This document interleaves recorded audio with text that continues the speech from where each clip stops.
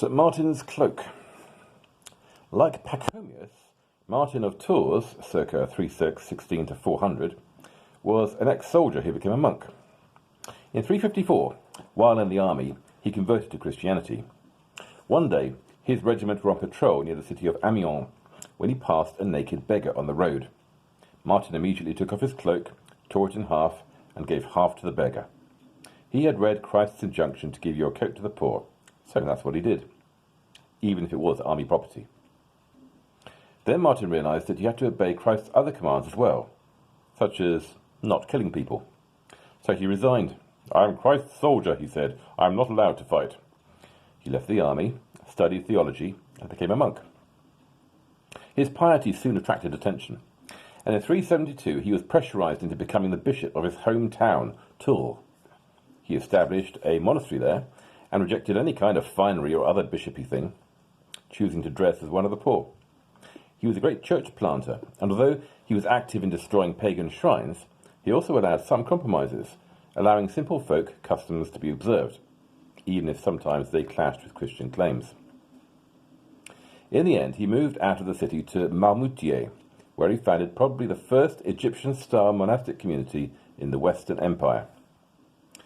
John Cassian is often credited with founding the first monastery in Western Europe, the Abbey of St. Victor in southern Gaul near Marseille, but he didn't arrive there until around 415, 40 years after Martin had been made Bishop of Tours.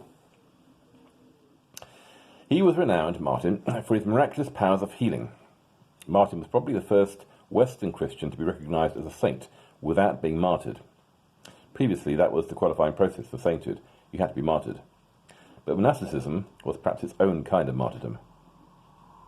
Martin spoke truth unto power. Later, though, power, in a textbook example of completely missing the point, claimed him for its own. After his death, Frankish kings claimed that they had found the actual cloak he had given the beggar, and they carried it into battle as a kind of charm to confer divine protection. And now it gets really interesting. In Latin, the cloak is called the Capa Sancti Martini, the cloak of St. Martin. It first appears in the royal treasury of the Frankish kings in 679. Later, a special priest was appointed to look after the relic when it was on military service, as it were, and he was called a capellanu. Eventually, all priests who served the military were called capellani, which in French becomes chapelain, and in English, chaplain. Yes, it's irony overload. All clergy in the military are named after the cloak of a conscientious objector. Similarly, there were temporary churches built to house the relic on its journey, and they were called capella, and that's where we get the word chapel from.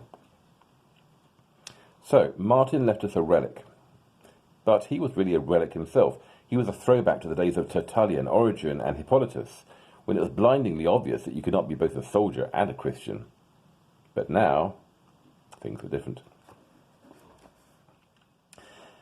Athanasius against the world. Antony, the uber-hermit, was a great friend of Athanasius, Bishop of Alexandria. Athanasius wrote the monk's official biography. A secretary at Nicaea and a vehement opponent of Arius, Athanasius' epitaph was Athanasius contra mundum, Athanasius against the world, which tells you most of what you need to know about his career. Athanasius had a creed named after him, twice as long as the Nicene Creed. It was not actually written by Athanasius, or even during his lifetime. Athanasius, who became Bishop of Alexandria at the age of 30, saw himself very much as the champion of Nicaea.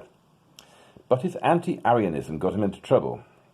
In 335, 10 years after Nicaea, Athanasius was accused of mistreating Arians. Constantine exiled him to Trier in Germany.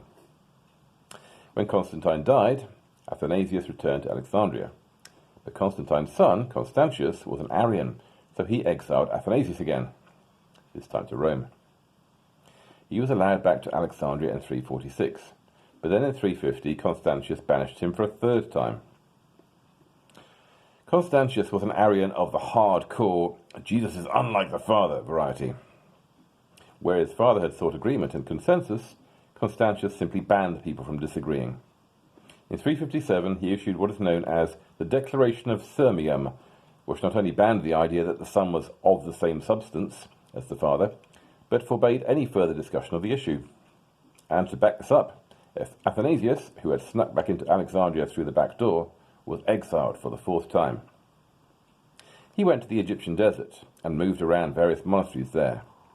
During this time, he wrote many of his major works, including Apology against the Arians, 4 Orations against the Arians, History of the Arians, in which, with typical tact, he described Constantius as a precursor of the Antichrist.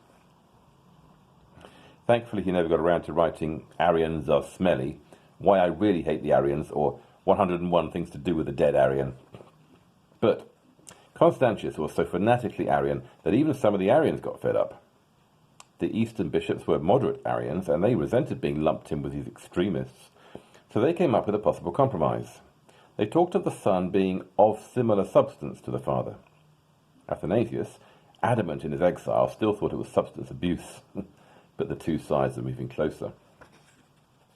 Constantius died in 361, and Athanasius returned to his post in Alexandria.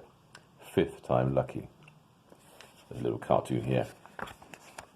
There's Athanasius returning to his hometown, and the guy says, I booked you return tickets. Never know when he might be exiled again. Okay. All for now.